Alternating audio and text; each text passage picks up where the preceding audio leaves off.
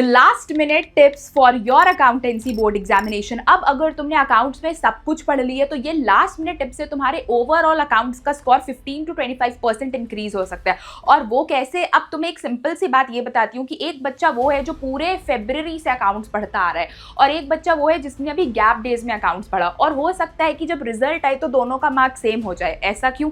इसीलिए क्योंकि उसने ये लास्ट मिनट टिप्स फॉलो किया। अब लास्ट मिनट टिप्स बेसिकली होता क्या है वो तो तुम वीडियो में अभी जानोगे, बट लास्ट मिनट टिप का बहुत ज्यादा इंपॉर्टेंस इसलिए क्योंकि जो अकाउंट्स का पेपर है ना वो overall presentation, time management, speed और एक्यूरेसी पे डिपेंड करता है। एक टॉपर बच्चा हो या एवरेज बच्चा हो, अगर तुमने अकाउंट्स में ये कुछ टिप्स फॉलो नहीं की तो शायद अकाउंट्स में तुम 80 आउट ऑफ 80 लाने से पीछे रह जाओगे। तो वीडियो को एक एक मिनट ध्यान से सुनना और मोस्ट इंपॉर्टेंट चीजों को लिखते जाना। और अगर अभी एक सैंपल पेपर लगाने वाले हो मेरी इस वीडियो को देखने के बाद तो प्लीज ये लास्ट मिनट टिप्स फॉलो करके ही सैंपल पेपर सॉल्व करना।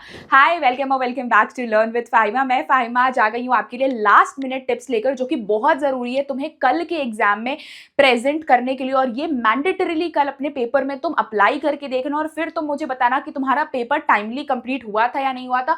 और पेपर में देखना एक नंबर भी नहीं कटेगा। तो चलो जल्दी से वीडियो स्टार्ट करते हैं। अगर हम बात करें, अकाउंट्स 3 पार्ट्स में डिवाइडेड होता है, speed, accuracy and time management. अगर तुम स्पीड फॉलो करते हो तो आंसर्स एक्यूरेट नहीं आते, स्टेप्स में गलती हो जाती है, कैलकुलेशन में गलती हो जाती है। टाइम फिर भी मैनेज हो सकता है स्पीड वर्क करने से। अगर तुम एक्यूरेसी पे वर्क करते हो तो ना ही स्पीड मेंटेन हो पाता है ना ही टाइम मैनेजमेंट, क्योंकि तुम धीरे धीरे संभल कर सारे क्वेश्चंस का सॉल्यूशंस लिखते हो। तो इसमें तो 3 घंटे में कभी पेपर सॉल्व ही नहीं हो पाएगा। तो तुम्हें इन तीनों को एक बैलेंस प्रोपोर्शन के साथ यूज करना चाहिए। और बच्चे ये समझ ही नहीं पाते, उनके बस थॉट में होता है कि अरे बस सब बनाना है, सब बनाना है। नहीं, accounts is a paper of strategy. और वही स्ट्रैटेजी मैं तुम्हें आज सिखाने आई जो तुम्हें कल बहुत काम देगा जब तुम 10:30 बजे से अपना पेपर स्टार्ट करने बैठोगे। Let's start. ये 5 चीजें तुम्हें एट एनी कॉस्ट फॉलो करनी है, ठीक है? और क्या है वो 5 चीजें, जल्दी देखो। 15 मिनट्स रीडिंग टाइम। अकाउंट्स का पेपर बच्चों हमेशा याद रखना कि वो 3 घंटे का नहीं होता है, 3 घंटे 15 मिनट का होता है। 3 घंटे 15 मिनट का क्यों होता है? क्योंकि जो तुम्हारा रीडिंग टाइम होता है 10:15 तक, ठीक है, 10:15 से 10:30 तक जो तुम्हारा रीडिंग टाइम होता है वो बहुत क्रूशियल पीरियड है। रीडिंग टाइम में जैसे ही तुम्हारा एग्जामिनर तुम्हें पेपर देता है वैसे ही तुम अपना सारा काम धाम छोड़ दो। वो सब जो तुम फिलिंग विलिंग करते हो ना, आंसर शीट, OMR वगैरह, कुछ भी नहीं करना है। एग्जामिनर बहुत सी फालतू बातें बोलता है कि इसको ऐसे फिल करो, इसमें ये कोड लिखो। प्लीज एग्जामिनर की बातों को इग्नोर करना, मतलब ऐसा हो जाना कि तुम्हें अपने अलावा, अपने एग्जाम क्वेश्चन पेपर के अलावा और कुछ नहीं दिख रहा है। तुम्हारा दिमाग एग्जामिनर बहुत डाइवर्ट करते हैं, बहुत ज्यादा। वो फालतू की चीजें बोलते रहेंगे, ये ऐसे भरो, ये ऐसे भरो, ये OMR ये करो। तुम्हें सब इग्नोर करना है क्योंकि रीडिंग टाइम जो 15 मिनट है, 10:30 से तुम्हारा पेपर स्टार्ट होता है, जो तुम्हारे पास 15 मिनट का रीडिंग टाइम है वो तुम्हें बहुत क्रूशियली देखना है। और 15 मिनट की रीडिंग टाइम में तुम्हें 2 चीजें करनी है। और वो 2 चीजें क्या है? The first most important thing जो तुम रीडिंग के 15 टाइम में करने वाले हो वो है MCQs। क्या करने वाले हो? MCQs। और MCQs कौन से पार्ट के करोगे? पार्ट A के MCQs। 17 MCQs दिए रहते हैं, तुम्हें 15 मिनट में वो 17 MCQs निपटा देने हैं। अगर 17 MCQs के 17 MCQs नहीं हो पा रहे तो एटलीस्ट 12 से 13 MCQs तुम्हें रीडिंग टाइम में निपटा देने। और इसके अलावा तुम्हें रीडिंग टाइम में क्या देख लेना है? एक बार पूरा पेपर देख लेना है कि पेपर कितना लेंदी है, ठीक है? That's all. और तुम्हें कुछ नहीं करना है, ठीक है? जब तुम्हारा राइटिंग टाइम स्टार्ट होगा तो तुम 5 मिनट राइटिंग टाइम के लोगे। 15 मिनट तुम्हें सिर्फ MCQs पे फोकस करना है, पार्ट A के MCQs, पार्ट A के MCQs, ठीक है? पार्ट B देखना भी नहीं है। पार्ट A के 15 मिनट में MCQs, मेरा तो यही कहना है कि तुम 15 मिनट में पूरे 17 MCQs लगा लो, क्योंकि आउट ऑफ 17 MCQs ना 5 ऐसे MCQs होते हैं जो डायरेक्ट थ्योरेटिकल होते हैं, बस तुम्हें टिक करना होता है। बाकी के जितने भी MCQs है, 12 MCQs में, उसमें तुम्हें सॉल्यूशन करनी पड़ती है। तो आई वांट कि 15 मिनट में तुम पूरे MCQs कर लो। जब तुम्हारा राइटिंग टाइम स्टार्ट होगा 10:30 से, तो 5 मिनट तुम लोगे सारे चॉइस बेस्ड क्वेश्चंस के लिए, चॉइस बेस्ड क्वेश्चंस के लिए। और उन 5 मिनट में तुम अपने चॉइसेस सेलेक्ट कर लोगे। एडमिशन रिटायरमेंट में चॉइस आता है, शेयर्स के क्वेश्चन में चॉइस आती है, ठीक है? उसके बाद P&L एप्रोप्रिएशन के 2 क्वेश्चन में चॉइस आता है, ठीक है? तो जितने भी तुम्हारे चॉइस बेस्ड क्वेश्चन है सब में तुम चॉइस लगा लोगे कि हाँ मुझे ये करना है। 5 मिनट में तुम सबके क्वेश्चंस रीड करके चॉइस लगाओगे। अंदाजी नहीं कि चलो एडमिशन आता है भाई, मेरा तो एडमिशन ज्यादा स्ट्रांग है, एडमिशन कर लेंगे। एडमिशन रिटायरमेंट दोनों के क्वेश्चंस पढ़ोगे और देखना कि दोनों दोनों में तुम्हें इजी क्या लग रहा है, किसके तुम्हें सारे एडजस्टमेंट्स आते हैं, किसका रिवैल्यूएशन अकाउंट इजी है, किसका पार्टनर्स कैपिटल इजी है, उसके अकॉर्डिंग एक चॉइस पे टिक लगाओगे कि मैं ये चॉइस करूंगा। Same goes with shares. Shares में अगर तुम ये सोच रहे हो ना कि प्रो डाटा के क्वेश्चंस नहीं आते, तो बच्चों थोड़ा बहुत प्रो डाटा पढ़ लो अगर उसमें तुम वीक हो, क्योंकि बहुत बार सीबीएसई क्या करते हैं ना कि तुम्हें शेयर्स के दोनों क्वेश्चन में प्रो डाटा का ही चॉइस दे देगा। तब क्या करोगे, लिख के तो आओगे ना, 6 नंबर तो जाने नहीं दोगे। तो कोशिश करना है कि सबसे पहले तुम जितने भी तुम्हारे चॉइसेस वाले क्वेश्चन है, 5 से 6 चॉइस बेस्ड क्वेश्चन है, सबको सिलेक्ट कर लो कि ये तुम्हारा चॉइस है। हमेशा after reading, choice based questions after reading. ऐसा नहीं कि जो तुम्हें आता है बस ऊपर ऊपर पढ़ के टिक लगा दो, पूरा क्वेश्चन रीड करोगे, देखोगे प्रॉस कॉन्स क्या है, उसके अकॉर्डिंग एक चॉइस बेस्ड क्वेश्चन करोगे। और मैं इतना ही बोलूंगी कि सारे क्वेश्चंस को पढ़ना, स्पेशली सबके एडजस्टमेंट्स देखना in the chapter admission and retirement के रिवैल्यूएशन के क्या एडजस्टमेंट्स है, पार्टनर्स कैपिटल अकाउंट में कौन सा एडजस्टमेंट बेस्ड क्वेश्चन आया है, प्रोपोर्शनेट कैपिटल, कैपिटल गिवन है, रिटायरमेंट में 6 तरीके के एडजस्टमेंट है तो कौन सा एडजस्टमेंट का क्वेश्चन आया है। तो हर चीज देखने के बाद एक चॉइस बेस्ड क्वेश्चन सिलेक्ट करोगे। Same goes for shares, debenture, सबके लिए, ठीक है। ये तुमने कर लिया कब, 10:30 to 10:35, 10:40, ये 10 मिनट स्टार्टिंग के ले सकते हो। 10:40 में क्या करोगे फिर, जो तुम्हारे 15 मिनट रीडिंग टाइम का तुमने एमसीक्यू सिलेक्ट किया था, वो सारे एमसीक्यूज को 5 मिनट में लिख लोगे पेपर में, ठीक है। अब पेपर में लिखोगे कैसे एमसीक्यूज को, वो भी दिखा दे रही हूं। पेपर में एमसीक्यूज को लिखोगे कैसे, वो जल्दी से देखो। ये रहे तुम्हारे पेपर प्रेजेंटेशन का एक एग्जाम्पल कि कैसे तुम अपने एमसीक्यूज को लिखने वाले हो। कुछ इस तरीके से तुम एमसीक्यूज लिखोगे। कोई वर्किंग नोट नहीं करना है एमसीक्यू में। वर्किंग नोट सारा अपने आंसर शीट के एकदम पीछे वाले पेज में करोगे, पूरे आंसर शीट के पीछे वाले पेज में करोगे। ये तुम्हारा आंसर शीट है ना, ठीक है। तुम्हारा ये लास्ट पेज ऐसे ही वाइट होता है, ठीक है। इस पेज में यहाँ पे व्हाइट पेज के बाद एक तुम्हारा ऐसे रूल्ड पेज आता है, यहाँ पे तुम बड़ा सा रफ वर्क लिखोगे, सारे वर्किंग यहाँ पे करोगे, ठीक है।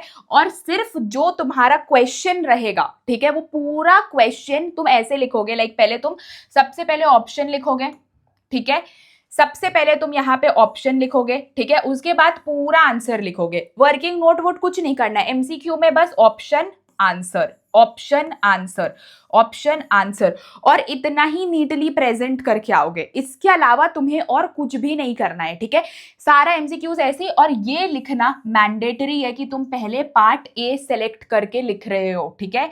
कि सबसे पहले तुमने पार्ट ए से स्टार्ट किया, क्योंकि अकाउंट्स का पेपर 2 पार्ट में डिवाइडेड होता है, part A and part B. ये तुम्हारा अकाउंटेंसी का पेपर है, क्वेश्चन पेपर है। और हाँ, जिनके पास भी ये एड्यू कार्ड के सैम्पल पेपर्स थे, वो प्लीज अभी टाइमर लगा के ये सैम्पल क्वेश्चन पेपर सॉल्व कर लो 3 घंटे का विद दीज आंसर शीट। और जिन बच्चों ने ये एड्यू कार्ड के सैम्पल पेपर्स नहीं खरीदे थे, वो अभी के अभी खरीद लो अपने इकोनॉमिक्स, इंग्लिश और बिजनेस स्टडीज के एग्जाम के लिए। अकाउंट्स तो कल गया भैया, वो छोड़ दो, पर ये बहुत इंपॉर्टेंट है तुम्हारे लास्ट मिनट टाइम एक्यूरेसी और स्पीड के लिए। 3 घंटे का टाइमर लगाओगे, पूरे ऐसे सामने क्वेश्चन पेपर रखोगे, ऐसे आंसर शीट रखोगे, मार्जिन ड्रॉ करोगे, ठीक है, पूरा OMR भर के पूरा एग्जाम टाइप क्वेश्चन लिखोगे। इसके साथ साथ बच्चों तुम्हें ये मिलता है, तुम्हें ये एक बुक भी मिलती है। इस सैम्पल पेपर, ये तुम्हें सैम्पल पेपर बुक मिलता है, उसके साथ तुम्हें ये पूरा ऐसे sealed set of sample papers मिलते हैं 2, ठीक है। मेरे हाथ में एक है, एक और मिलता है, ठीक है। और ये तुम्हें पूरी प्रॉपर बुक मिलती है। बुक में तुम्हें टोटल 12 वर्कशीट मिलते हैं, 3 तुम्हें यहाँ पे इस बुक में तुम्हें टोटल 12 थ्योरी मैप्स मिलते हैं 1 शॉट रिवीजन के लिए, 3 वर्कशीट मिलती है और 9 सैम्पल पेपर मिलते हैं, जिसमें से 7 सैम्पल पेपर इस बुक में है और बाकी 2 सैम्पल पेपर तुम्हें ऐसे हार्ड कॉपी मिलते हैं। अब तो लास्ट का टाइम आ गया है, सैम्पल पेपर्स बहुत सस्ते में मिल रहे हैं। मैं लिंक डिस्क्रिप्शन बॉक्स में डाल दूंगी, वहां से जाके ले लो। जिन्होंने भी नहीं लिया वो स्पेशली इंग्लिश, इको और BST के लिए ले लो, ताकि तुम्हें एक आइडिया लग पाए भैया कैसे एग्जाम दोगे कल बैठकर। क्योंकि पैनिक कर जाओगे जिनका अभी तक भी पेपर नहीं हुआ है। पेपर्स बहुत लेंदी आते हैं और जब तक 3 घंटे का टाइमर लगाकर पेपर सॉल्व नहीं करोगे नहीं हो सकता है कुछ। 10th नहीं है बाबू, 12th है। 12th की मार्कशीट बहुत इंपॉर्टेंट होती है, इसीलिए मैं बोल रही हूँ कि ये ले लो। अब तुम्हें बस 100, 150, 200 रुपए लगाने हैं। लास्ट का टाइम आ गया है, सैम्पल पेपर्स बहुत सस्ते में मिल रहे हैं, प्लीज जाकर ऑर्डर कर लो बाकी के सब्जेक्ट्स के लिए। अकाउंट्स तो कल हो ही जाएगा, ठीक है। तो सारे लास्ट पेपर में तुम रफ वर्क करोगे और ये ऐसे ही लिखोगे, ऑप्शन आंसर, ऑप्शन आंसर। सिर्फ ऑप्शन लिख के तो गलती भी मत करना, ठीक है। ऑप्शन के साथ answer, option answer, option answer, ठीक है। या तो आंसर ऑप्शन लिखो, पर ऑप्शन और आंसर दोनों चीजें लिखनी है, ठीक है। अब यहाँ पे देखो और क्या करना है। नेक्स्ट जो इसके बाद तुम्हें सबसे इंपॉर्टेंट चीज करनी है वो है पार्ट ए और पार्ट बी।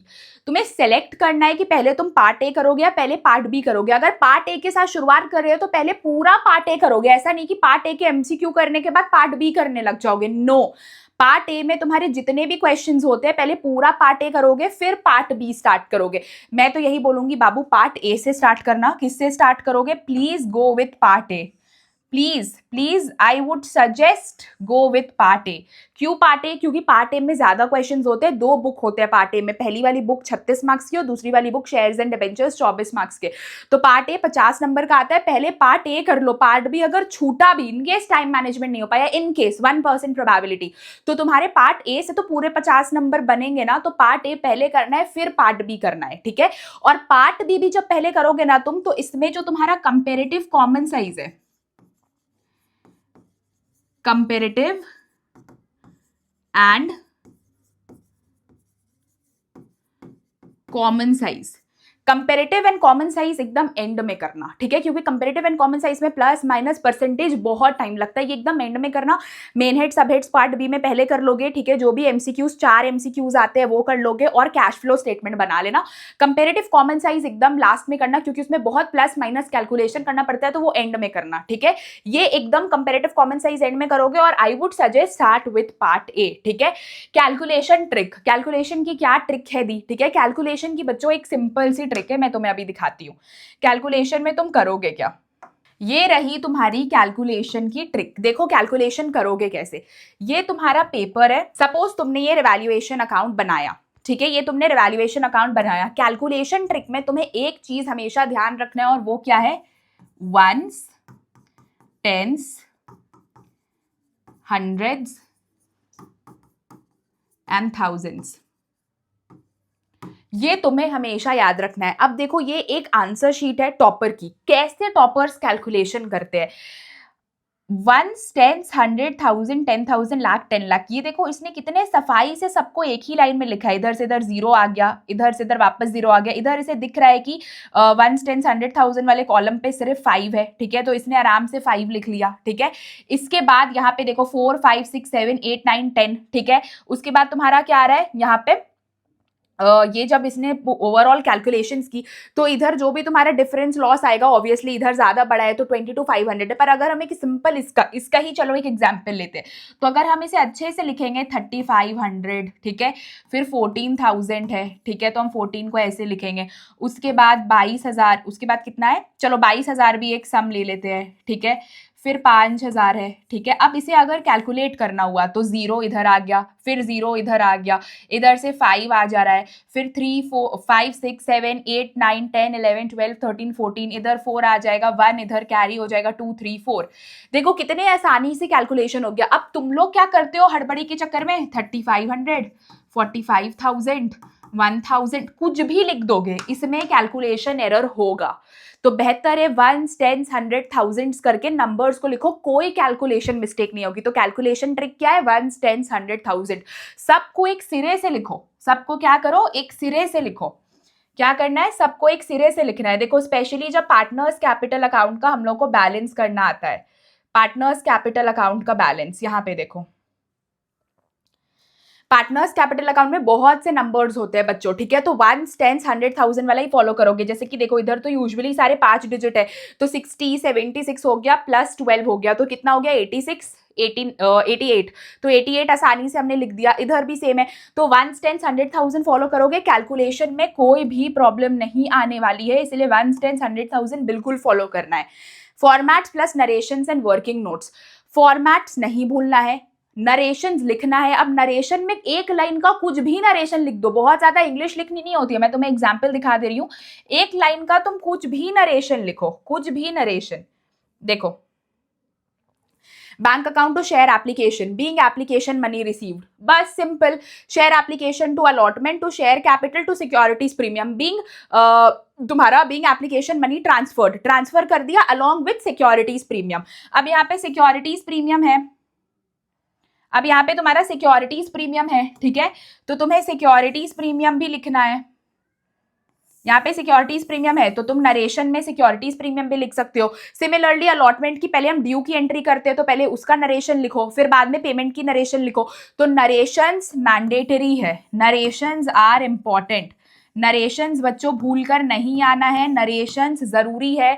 बहुत से जो एग्जामिनर्स होते हैं वो बहुत पुराने पुराने एक्सपीरियंस टीचर होते हैं, नरेशन नहीं लिखते हो तो वो आधा आधा नंबर कट कर लेते हैं, इसीलिए नरेशंस लिखना है, ठीक है। तो अगेन नरेशंस आर इंपॉर्टेंट। इसके अलावा जो तुम्हें कुछ इंपॉर्टेंट चीजों पे फोकस करनी है वो क्या है, देखो 30 minutes for cross checking. Any how paper तुम्हें 1 बजे कंप्लीट कर लेना है। जो 1 से 1:30 का 30 मिनट्स का टाइम फ्रेम है, तुम क्रॉस चेक करोगे सारे कैलकुलेशंस, सारे स्टेप्स, नरेशंस, और जहां पे भी फॉर्मेट नहीं लिखा है वहां पे फॉर्मेट। अब हो सकता है कि अगर तुम्हें टाइम बचाना है, स्पेशली जर्नल एंट्रीज हमें आदत हो गई है, हम क्या करते हैं कि हम जब पढ़ते हैं तो हम सिंपल जर्नल एंट्री में क्या कर लेते हैं कि हम जर्नल एंट्री डायरेक्ट ऐसे ही लिख देते हैं, bank account debit to equity share application account, ठीक है, हम ऐसे ही लिख देते हैं। हम क्या करेंगे कि अमाउंट यहाँ पे लिख देंगे 10,000, यहाँ पे भी लिख देंगे 10,000, ठीक है। हमें ऐसे ही घर में काम करने की आदत है। अगर तुमसे एग्जाम में भी ये चीज हो जा रहा है तो जो 30 मिनट्स तक तुम्हारा टाइम विंडो है क्रॉस चेकिंग का, सिंपल क्या करो, स्केल से ऐसे ऐसे लाइन ड्रॉ कर दो, यहाँ पे एक LF लिख दो, ये डेबिट और ये क्रेडिट हो गया, सिंपल। कितना इजी है। बाद ये लिखने के बाद भी प्रॉपर स्पेस में लिखना, कि नहीं समझ आए तो लास्ट में लाइन ड्रॉ कर दो। ये तुम्हारा पर्टिकुलर्स हो गया, ये तुम्हारा पर्टिकुलर्स हो गया, ठीक है, ये तुम्हारा LF हो गया, ये तुम्हारा डेबिट, ये क्रेडिट, सिंपल। इधर अगर तुम्हारा कुछ डेट गिवन है तो डेट, ऐसे तो ये कॉलम ब्लैंक ही रहता है, हो गया। तो ये काम तुम लास्ट में भी कर सकते हो, बट क्या है कि एक पूरा प्रॉपर स्पेस तुम्हें मेंटेन करना है, ठीक है। और क्या लिखा है मैंने तुम्हारे लिए वो देखो। तो 30 मिनट्स किस लिए, क्रॉस चेकिंग के लिए। क्रॉस चेकिंग में क्या क्या करोगे, सारे कैलकुलेशंस, सारे नरेशंस और सारे फॉर्मेट्स अलोंग विद जो तुमने क्वेश्चन छोड़ा था वो लास्ट के 30 मिनट्स पे चेक करोगे, ठीक है। वो क्वेश्चन बन पाया तो वेल एंड गुड। जो छूटे हुए क्वेश्चंस है, जो तुम्हारे रिमेनिंग क्वेश्चंस है, जितने भी तुम्हारे रिमेनिंग क्वेश्चंस है, फॉर रिमेनिंग क्वेश्चंस के लिए you only have to give 5 minutes. 5 minute में वो क्वेश्चन बन गया, वेल एंड गुड, नहीं बना लीव इट, ठीक है। टाइम वेस्ट नहीं करना है, कैलकुलेशंस पे ध्यान देना है कि जो बना है वो कितना सही है, ठीक है। तो ये 5 चीजें को अगर तुम कल फॉलो नहीं करते हो तो तुम्हारी पूरी पेपर फालतू जाएगी, क्योंकि पेपर प्लानिंग ही नहीं थी। और अकाउंट्स का paper is based on planning. तो क्या क्या चीजें देखनी है, 15 मिनट रीडिंग टाइम में सिर्फ MCQs करने हैं पार्ट A के। चॉइस बेस्ड क्वेश्चन में आफ्टर रीडिंग सारे दोनों चॉइसेस को और वाले दोनों क्वेश्चन को रीड करोगे और देखोगे कि कौन सा क्वेश्चन तुम्हें ईजी लग रहा है, वो सिलेक्ट कर लोगे। कब, रीडिंग टाइम हो जाने के बाद। रीडिंग टाइम में सिर्फ MCQ करना और कुछ नहीं करना है, उसके अलावा पेपर पढ़ोगे भी नहीं, ठीक है। MCQ के अलावा MCQ सॉल्व कर लो, और MCQ की सारे वर्किंग कहां पे करोगे, आंसर शीट। अच्छा हाँ, रीडिंग टाइम में तो तुम आंसर शीट नहीं देख सकते हो। देखो जब हम स्कूल में थे ना तो हम यूजुअली वर्बली भी कैलकुलेट कर लेते थे, और हम थोड़ा बहुत ना आंसर शीट में लाइट पेंसिल से लिख लेते थे, ठीक है, कि उतना पता नहीं चलता था, ठीक है, क्योंकि एग्जामिनर्स भी बहुत बिजी होते हैं OMR भराने में, तो उतना पता नहीं चलता। बट एक बार तुम अपने एग्जामिनर से पूछ लेना कि sir can we do rough calculations, ठीक है, as we are reading the paper, ठीक है। तो तुम थोड़ा बहुत मार्किंग कर सकते हो, एकदम रफ, पता भी नहीं चलना चाहिए कि वो पेंसिल का निशान है, ठीक है, एकदम रफ, क्योंकि मार्किंग्स अलाउड नहीं है, ठीक है। नेक्स्ट, पार्ट A और पार्ट B में तुम्हें चॉइस लगानी है कंपैरेटिव कॉमन साइज में। कंपैरेटिव और कॉमन साइज पार्ट B एकदम लास्ट में करोगे, और मैं बोलूंगी तो पार्ट A पहले करना है, पार्ट B बाद में करना है, पार्ट B में कंपैरेटिव कॉमन साइज लास्ट में करना है, ठीक है। कैलकुलेशन ट्रिक बच्चों यही है, 1 10 100,000 10,000 एक सीक्वेंस में लिखोगे, कुछ हौच पौच नहीं लिखोगे। फॉर्मेट जरूरी है, नरेशन जरूरी है, और वर्किंग नोट जरूरी है। वर्किंग नोट्स कैसे करोगे वो भी मैं तुम्हें दिखा दे रही हूँ। वर्किंग नोट्स ही मुझे तुम्हें बहुत जरूरी दिखाना है। आओ वर्किंग नोट्स दिखाती हूँ। ये रहा वर्किंग नोट। अब देखो वर्किंग नोट बेसिकली करोगे क्या, ये तुम्हारा वर्किंग नोट है, आंसर ऐसे लिखोगे वर्किंग नोट में, ठीक है, पूरा प्रॉपर वर्किंग नोट। ये तुम्हारा वर्किंग नोट है, तुम्हें पूरा दिखाना है कि तुम वर्किंग क्या करके दिखा रहे हो, क्या नहीं करके दिखा रहे हो। बहुत से बच्चे क्या होते हैं ना, ये मार्जिन के इधर साइड में XYZ कुछ वर्किंग करने लगते हैं, ये सब नहीं करना है। इतना बड़ा साफ सुथरा पेपर दिया जा रहा है यार, यहाँ पे हेडिंग डालो वर्किंग नोट, यहाँ नीचे पूरा प्रॉपर वर्किंग करो। तो आंसर जहां पे भी तुम लिख रहे हो, फॉर एग्जाम्पल रिवैल्यूएशन अकाउंट बनाया, कुछ वर्किंग करना है, उसके नीचे वर्किंग कर लो, बस तुम्हें हेडिंग डाल देना है बड़ा सा, क्या, वर्किंग नोट, इसके अलावा और कुछ नहीं करना है, ठीक है। तो वर्किंग नोट तुम्हारे लिए बहुत ज्यादा इंपॉर्टेंट है, और वर्किंग नोट के मार्क्स भी होते हैं, ये चीज याद रखना। वर्किंग नोट के क्या होते हैं, वर्किंग नोट के मार्क्स भी होते हैं, ठीक है। और 30 मिनट्स क्रॉस चेकिंग के लिए, मतलब बाय हुक और बाय क्रूक 1 मिनट पेपर बंद, 1 बजे पेपर बंद कर देना है, 30 मिनट क्रॉस चेकिंग के लिए जो तुमने सही सही बनाया है, ठीक है। अब आओ तुम्हें एक इंपॉर्टेंट चीज बताऊं, टाइम स्टैम्प्स। ये टाइम स्टैम्प्स आज एनी हाउ इस टाइम स्टैम्प्स के अकॉर्डिंग एक सैम्पल पेपर सॉल्व कर लो। एमसीक्यू 1 मिनट से 2 मिनट, एक एमसीक्यू के लिए हार्डली 1 मिनट, बड़े बड़े एमसीक्यूज के लिए 2 मिनट, इससे ज्यादा टाइम नहीं लगना चाहिए। घड़ी पहनना अलाउड होता है, एनालॉग वॉचेस, ठीक है। तो एनालॉग वॉचेस में टाइम देखते रहना। एक एमसीक्यू के लिए 1 मिनट, 3 मार्कर क्वेश्चन के लिए 6 मिनट। 3 मार्कर में यूजुअली तुम्हारे जर्नल एंट्रीज देते हैं, बहुत छोटे छोटे क्वेश्चन देते हैं, तो 3 मार्कर के लिए 6 मिनट। 4 मार्कर क्वेश्चन के लिए 12 मिनट, 12 मिनट से ज्यादा 4 मार्कर में नहीं लोगे। यूजुअली रियलाइजेशन अकाउंट आता है, P&L एप्रोप्रिएशन आता है, presentation of share capital in balance sheet आती है, ये सारी क्वेश्चंस आती है, ठीक है। 6 मार्कर में 20 मिनट मैक्सिमम। अगर 20 से 25 जा रहा है मतलब तुम रडार में हो। 20 मिनट मैक्सिमम। और ये जो मैंने तुम्हें टाइम स्टैम्प्स बताया है ना, ये चाहे एक टॉपर बच्चा है या एक एवरेज बच्चा है, ये टाइम स्टैम्प्स सबके लिए कॉमन चलेंगी। टॉपर बच्चे अगर इससे पहले कर ले रहे तो वेल एंड गुड, एवरेज के लिए भी इतना मैक्सिमम टाइम स्टैम्प है, इससे ज्यादा नहीं लेना। अगर ले रहे हो तो फिर पेपर थोड़ा मुश्किल में है, ठीक है। तो ये पूरी वीडियो में मुझे तुम्हें यही बताना था कि तुम्हें कैसे पेपर प्रेजेंट करना। मैं तुम्हें 2-3 और इंपॉर्टेंट चीजें बता दूं। सबसे पहला देखो, हर एक जर्नल एंट्री में तुम्हें ऐसे पूरे नरेशंस बनाने हैं, ठीक है। पूरे प्रॉपर पेपर जब भी तुम प्रेजेंट करोगे तो तुम्हें सारी चीजें लिखनी है, डेट, पर्टिकुलर्स, डेबिट, क्रेडिट, सारी चीजें लिखनी है तुम्हें, ठीक है। पेपर हो गया, ऐसे कट कर देना है, ठीक है। लास्ट का अगर शीट तुम्हारा इनकेस कुछ एक्स्ट्रा शीट छूट गया या कुछ भी हो गया, एक्स्ट्रा शीट देख लो पेपर कब खत्म होने वाला है, उससे 10 मिनट पहले ही एक्स्ट्रा शीट मांग लेना, क्योंकि वो बहुत तुमसे फिलिंग विलिंग कराते हैं, बहुत एग्जामिनर टाइम वेस्ट कराते हैं, इसलिए 10 मिनट पहले ले लो। लास्ट के टाइम फ्रेम में तो एक्स्ट्रा शीट लेना ही मत, क्योंकि तुम्हारा 5 मिनट वो फिलिंग विलिंग में ही चला जाएगा, इसलिए ऑलवेज 10 मिनट्स पहले एक्स्ट्रा शीट के लिए बोल देना, ठीक है। सारे जर्नल एंट्रीज में फॉर्मेट्स नेसेसरी है अलोंग विद नरेशंस, ठीक है। इसके साथ साथ तुम जितना भी वर्किंग नोट करोगे वो पूरा ऐसे दिखना चाहिए, चाहे गुडविल निकाल रहे हो, चाहे कुछ भी निकाल रहे हो, पूरा वर्किंग नोट तुम्हें दिखना चाहिए। देखो कैसे, जर्नल तो पूरे पेपर में ही तुम्हें करना है, तो ये तो रट ही लो, date, particulars, LF, debit, credit. मैंने तुम्हें ट्रिक भी बता दिया कि नहीं टाइम मिल रहा है लास्ट में लाइन खींच देंगे, बट खींच देंगे। और याद रखना, क्लीन पेपर, जितना क्लीन पेपर रहेगा उतने अच्छे मार्क्स स्कोर करोगे। ऐसे भी अब ऑन स्क्रीन मार्किंग आ गई है, तो कोशिश करना ना कि अच्छे से लाइन ड्रॉ कर करके सारी चीज लिखो। देखो फिर ये तुम्हारा, देखो यहाँ से पार्ट बी तुम्हारा स्टार्ट हो जाता है, ठीक है। तो पार्ट बी में तुम्हारे जितने भी क्वेश्चंस वगैरह होंगे, पार्ट बी के सारे एमसीक्यूज तुम लिख लेना, ठीक है। पार्ट बी के जितने भी तुम सारे एमसीक्यूज लिख लोगे, पार्ट बी देखो यहाँ से तुम्हारे ये पार्ट बी स्टार्ट हो जाता है, एक्टिविटी रेशियोज, फाइनेंसिंग रेशियोज, 4 तरीके के तुम्हें एमसीक्यूज आते हैं, वो कर लिया। उसके बाद देखो मेजर, सब हेडिंग और मेजर हेडिंग में मैंने तुम्हें जितनी इंपॉर्टेंट क्वेश्चंस करवाई थी उसके अकॉर्डिंग बहुत कम ही चीज पूछते हैं, उनसे ही आता है। तो अगर मेन हेड सब हेड वाली वीडियो नहीं देखी है तो वो देख लेना, और ऐसे ही कॉलम बना के मेन हेड्स और सब हेड्स का आंसर करना। देखो कंपेरेटिव और कॉमन साइज में अगर चॉइस आ रहा है, ऑप्ट फॉर कंपेरेटिव। क्या ऑप्ट करोगे? कंपेरेटिव ऑप्ट करोगे, क्योंकि कंपेरेटिव थोड़ा सा इजी होता है। कॉमन साइज में तुम्हें डबल डबल परसेंटेज निकालने पड़ती है, तो वो थोड़ी डिफिकल्ट हो जाती है। कंपेरेटिव और कॉमन साइज में गो विद कंपेरेटिव। जितने भी टॉपर बच्चे होते हैं वो मैक्सिमम कंपेरेटिव ही चूज करते हैं, क्योंकि उसमें कम टाइम लगता है, ठीक है। और देखो कंपेरेटिव बहुत लंबा भी होता है बच्चों, देखो कंपेरेटिव कितना लंबा होता है, इसीलिए इसको एंड में करना। और सारे में फॉर्मेट्स नेसेसरी है। तुम्हारा रेशियो एनालिसिस का एक 3 नंबर का क्वेश्चन आता है, ये कर लेना, ठीक है। और लास्टली देखो तुम्हारा ये आता है बैलेंस शीट। अब बैलेंस शीट भी तुम्हारा यूजुअली क्या होता है, तुम्हें 2 ही चीज बनाने को देते हैं कैश फ्लो स्टेटमेंट में, या तो ऑपरेटिंग इन्वेस्टिंग देंगे या इन्वेस्टिंग फाइनेंसिंग देंगे, ठीक है। या तो फिर ऑपरेटिंग फाइनेंसिंग, ऑपरेटिंग इन्वेस्टिंग कुछ भी देंगे, 2 से 3 चीज ही देंगे। तो वो बना के तुम्हारा पूरा पेपर खत्म हो जाता है। तो मुझे तुम्हें रफ टफ एक एग्जाम्पल यही दिखाना था कि कैसे तुम पेपर पूरा बनाओगे। और पार्टनर्स कैपिटल में भी देखो कितना कितना स्पेस छोड़ोगे। हमेशा याद रखना ना कि रुपीज के लिए कभी भी लाइन ड्रॉ करो ना तो 1 स्केल, बस 1 स्केल, जो छोटा वाला 15 रुपीज वाला स्केल खरीदते हो ना उतना, बस 1 स्केल, ठीक है। इसी के साथ साथ तुम्हारे को मुझे बस इतनी चीजें समझानी थी बिफोर योर एग्जाम।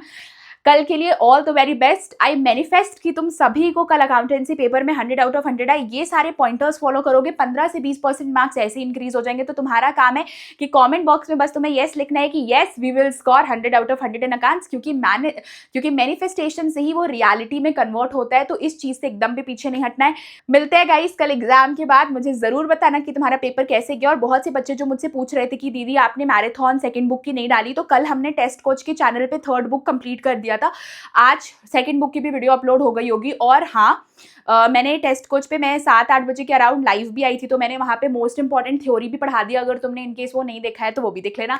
चलो मिलते हैं अगली वीडियो में। वीडियो अच्छी लगी होगी तो लाइक शेयर सब्सक्राइब करना। कल जैसा भी पेपर जाए तुम्हें वो अपने दिमाग में लेकर नहीं बैठना है। मैं यही विश करती हूँ कि तुम सबका पेपर बहुत अच्छा जाएगा, सभी को 80 आउट ऑफ 80 मार्क्स आएंगे। बस इन टॉपिक्स को फॉलो करना, ठीक है। और दूसरी चीज बच्चों ये कि कल जैसा पेपर जाए, कल का पेपर को कल के ही तक रहने देना। उस पेपर का गिल्ट रिग्रेट इनकेस खराब गया तो अगले पेपर तक कंटिन्यू मत करना, क्योंकि हमेशा याद रखना कि तुम्हारे स्कूल ने भी तुम्हारे लिए 6ठा सब्जेक्ट रखा है, ठीक है। और इनकेस जिनका 6th सब्जेक्ट नहीं है तो कोशिश बस इतना ही करो कि जो हो गया वो ऊपर वाले की मर्जी थी, आगे के पेपर्स में अच्छा करना है, ठीक है। सबके कुछ वीक पॉइंट्स होते हैं, सबके कुछ स्ट्रॉन्ग पॉइंट्स होते हैं, इसलिए टेंशन नहीं लेना है। जो हो गया हो गया। कल अच्छे से पेपर देकर आना, हैप्पीली सो जाना और फिर अपने दूसरे पेपर्स के लिए प्रिपेयर करना। पेंटिंग है तो पेंटिंग के लिए, इंग्लिश है तो इंग्लिश के लिए, फिर इको और बीएसटी में तुम्हारे अच्छे गैप्स भी दिए गए, तो टेंशन क्यों लेना है। मिलते हैं अगली वीडियो में गाइस, तब तक के लिए bye bye. Don't forget to like share and subscribe.